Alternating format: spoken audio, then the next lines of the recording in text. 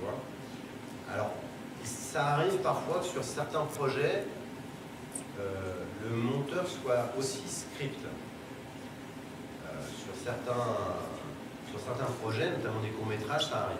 Sur les longs, c'est un petit peu plus compliqué parce que, enfin, je ne sais pas si on vous a parlé du métier de script, ça consiste. C'est un métier qui est en gros. Pourquoi ça s'appelle un script? Parce que justement, cette personne-là va écrire tout ce qui se passe pendant le tournage. Voilà. Alors, elle va tout noter. Tout noter. Elle a des cahiers, plein de cahiers. Elle fait des rapports. C'est très utile en montage, les rapports script, pour savoir ce qui s'est passé. Parce que sur 21 jours de tournage, c'est difficile d'avoir la mémoire. La script, c'est la mémoire du tournage. Elle sait qu'à telle heure, on a tourné tel plan, à tel endroit, avec tel comédien, avec telle caméra, s'il y avait une ou deux caméras. Quand on tournait en film, elle savait le numéro d'émulsion, elle savait le type d'éclairage, la focale, elle écrivait aussi les réglages des caméras. Donc c'est un métier qui est extrêmement précis et nécessaire parce que c'est la mémoire du film, c'est la mémoire du tournage. Quand on arrive en montage, en tant que monteur, on n'a pas assisté au tournage, donc on ne connaît pas tout ça. Et c'est tout à fait possible que dans l'effervescence du tournage, le réalisateur vous dise « Mais si, je dois avoir ce plan, je me souviens, on l'a fait, on l'a répété, etc. » Et en fait, on ne l'a pas tourné. Et la seule preuve qu'on puisse avoir, c'est le rapport script. Pour pouvoir savoir s'il y a eu un problème, pourquoi il y a eu un problème au tournage. Est-ce qu'on peut retrouver la source d'un problème qu'on a en montage, qui viendrait d'un problème lié au tournage? C'est la script. Donc comme il y a ce lien très fort entre le montage et cette mémoire, et bien souvent il y a des monteurs qui font les deux métiers. Donc qui sont sur le tournage en tant que script, et qui après passent au montage. Et c'est pas le même métier néanmoins. Quel film vous rêvez de faire? Quel film je rêve de faire? Plan, je sais pas. C'est difficile à comme question. Vous n'avez pas le genre de film que vous aimeriez bien réaliser? J'ai pas. Alors, souvent on me pose qu'est-ce que tu aimes faire comme film? Et en fait, j'ai envie de te dire, c'est pas le film qui m'intéresse, presque. C'est la personne avec qui je le fais. C'est-à-dire que je suis plus attaché à mon relationnel dans le travail, parce que c'est ça qui va me motiver, c'est ça qui va m'intéresser, que presque le film que je fais. Parce qu'il y a une relation très forte qui se passe en salle de montage entre un réalisateur ou un journaliste et un monteur, et que si cette relation fonctionne, le film aura des qualités qui existeront en tant que telles. Peu importe le sujet. Le sujet du film finalement importe peu. Quand la directrice du planning du journal télévisé vient me voir en disant ah, j'ai un sujet politique, j'ai un sujet économie, j'ai un sujet ceci, cela, lequel tu veux faire? Je lui réponds, je ne sais pas, c'est quel journaliste? Et je vais plutôt choisir le journaliste avec qui je vais travailler plus que le sujet en lui-même. Parce que c'est l'humain qui me guide. C'est la relation avec la personne. Et je me suis éclaté, on a rigolé comme des baleines sur un sujet, sur l'Eurovision, il y a 2 ans avec une journaliste.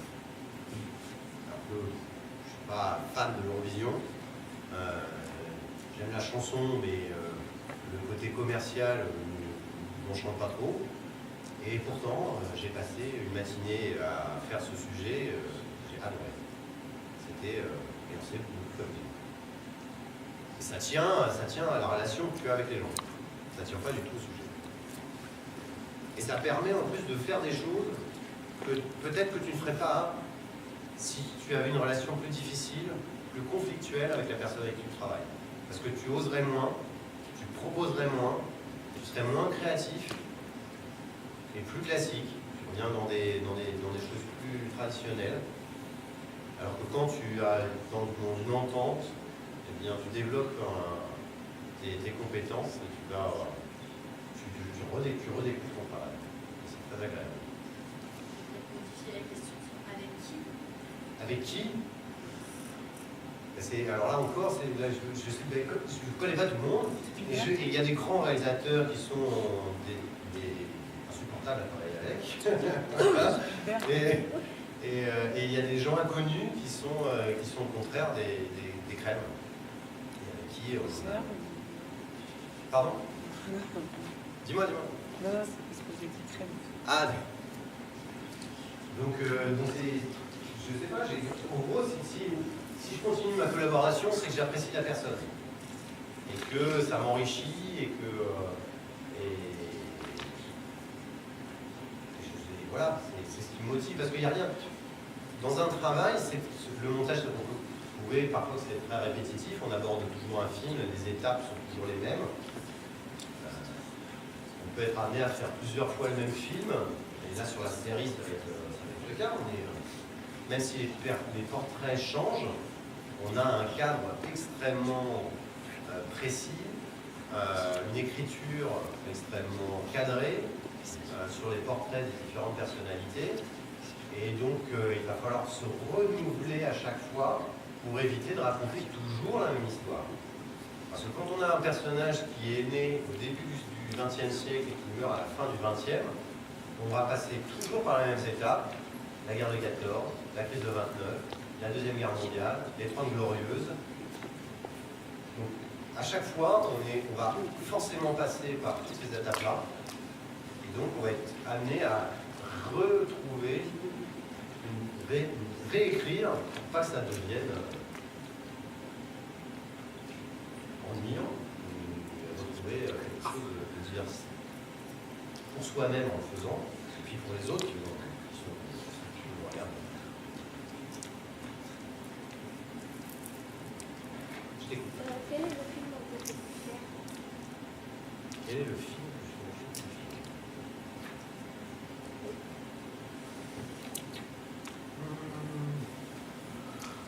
Je sais pas. C'est difficile à trouver.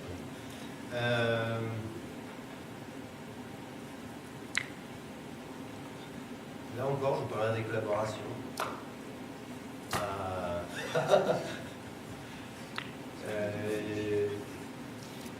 Je suis très fier de travailler sur le journal télévisé.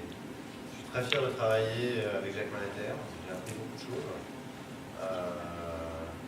J'aime beaucoup travailler pour les sports. C'est évident. J'ai rencontré des gens passionnants. Que ce soit des grands reporters, des gens qui partent à l'étranger pendant des semaines. J'ai travaillé avec des gens passionnés de rugby, passionnés de foot, des gens passionnés de cyclisme, de karaté, d'aïkido, des gens qui adoraient la politique, passionnés de politique, et qui m'ont embringué dans leur passion et qui m'ont convaincu, mais en tout cas fait voyager dans leur univers. Et je dis souvent, je sais que quand j'ai commencé à travailler à TF1, il y avait beaucoup de gens qui disaient oh là là, tu vas être chaîne commerciale, ça va être super cadré, ça va être vraiment, tu vas rentrer dans le coup, ça va être super cliqué, est-ce que vraiment tu dois pouvoir faire toujours la même chose, etc. Et en fait, c'est pas vrai, je vous assure, on a une grande liberté, qu'on peut trouver à France Télévisions aussi, dans ces médias-là, et on a, de mon point de vue, on a beaucoup de chance et on a une information de grande qualité en France, au niveau des journaux.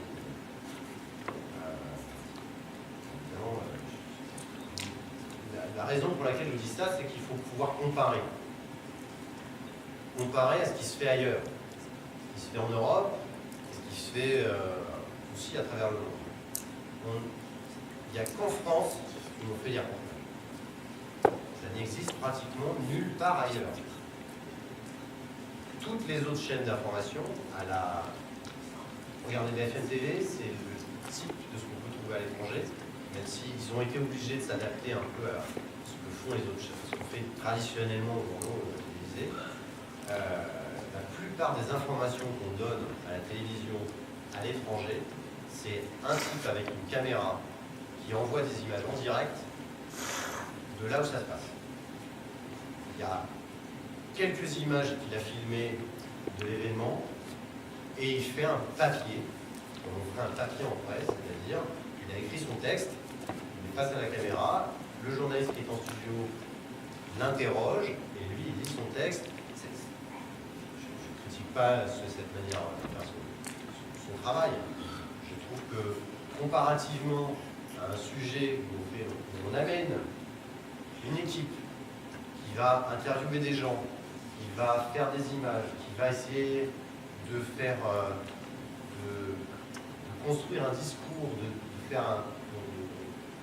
d'essayer de rentrer dans l'événement pour essayer de comprendre la raison pour laquelle c'est arrivé, la raison, qu'est-ce qui va se suivre de tout ça. Ça, c'est dans le reportage. Et c'est montré, c'est filmé, c'est écrit et c'est vécu. C'est vraiment fort. Et il y a pratiquement comprendre tout. Donc, on peut critiquer après, parce qu'il y a des dérives, hein, je suis d'accord avec vous. Il y a des gens qui trichent, il y a des gens qui vont chercher l'information alors qu'il n'y en a pas. Ça ne veut pas dire qu'on n'est pas, que c'est pas critiquable, que tout est bien et que, etc.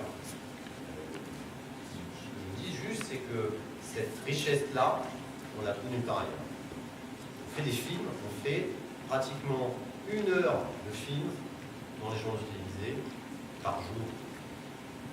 C'est énorme. C'est vraiment énorme.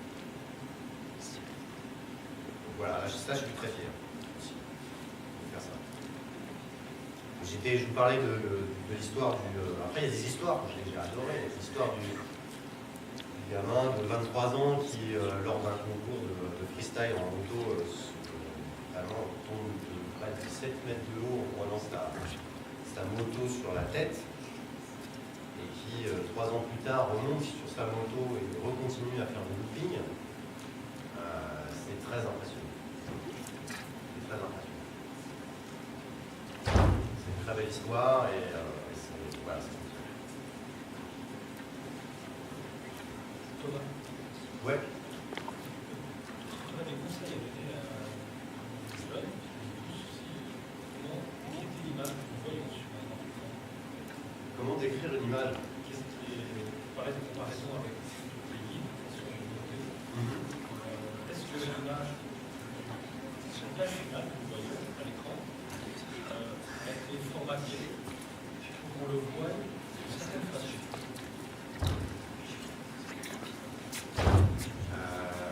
Alors, ce que je peux vous dire, c'est que la fabrication d'un film, c'est une étape. Comment dire, c'est à la base une réflexion. C'est-à-dire qu'on prend des éléments bruts, extrêmement disparates, et on va construire un discours avec. On va construire une histoire, quand il s'agit d'un film. On va construire aussi une histoire quand il s'agit d'un reportage, on parle d'éléments réels. La difficulté, c'est que on peut parfois faire dire aux images, par le montage, des choses qui, en fait, n'existent pas. Il y a un cinéaste russe qui a démontré ça au XXe siècle. On a appelé ça l'effet Kuleshov. L'effet Kuleshov, c'est quoi? C'est le visage d'un homme, l'insert d'un objet, et encore le visage de cet homme. Donc c'est 3 plans, tout simple. Il n'y a pas vraiment de jeu de comédien, il n'y a pas de mouvement de caméra, c'est des plans fixes. Le visage d'un homme, assez inexpressif, visage stable, très fort, et une image, et encore ce visage. En changeant cette image du milieu, on comprend des choses extrêmement différentes de ce qui se passe dans la tête de cet homme. Si Koecha avait fait ce montage-là, il avait photographié une arme, un pistolet dans un tiroir. Donc on voit la tête de cet homme, le pistolet dans le tiroir et la tête de cet homme. Et quand on regarde ça, on se dit, cet homme a envie soit de tuer quelqu'un, soit de se tuer. On change le pistolet, on met du pain. Du caramel. Il a faim. Donc le montage, la succession comme ça d'images les unes derrière les autres, apporte une autre information que l'image ne contient pas. Il n'y a rien dans l'image du visage, du flingue et du visage qui nous dit que il va suicider. Rien ne bouge. Il n'y a aucun mouvement, rien. Ni qu'il a faim, il n'ouvre pas la bouche, il ne salive pas, il ne fait pas l'oreille, comme ça, rien.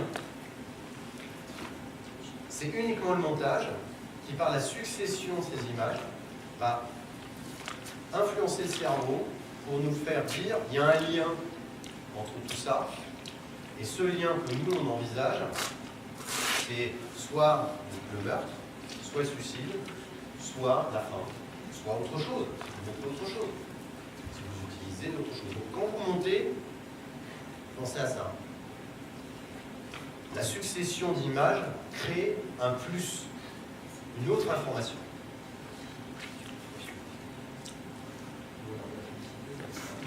Ah ben c'est utilisé, bien sûr. Ouais, tout à fait. Ah ouais, ça... Après, une image en tant que telle, elle veut dire, elle a une signification, et les publicitaires d'ailleurs, aux États-Unis, dans les années 70, il y avait eu des tests qui avaient été faits sur, c'est d'ailleurs c'est dans un Colombo d'ailleurs, c'est cet épisode-là, mais des scientifiques ont voulu savoir quelle est la durée minimale d'une image pour que le cerveau l'interprète. C'est-à-dire combien de temps il faut projeter une image pour que le cerveau s'en souvienne, et pas forcément qu'on en soit conscient d'ailleurs. Hein. C'est pas la peine. Alors,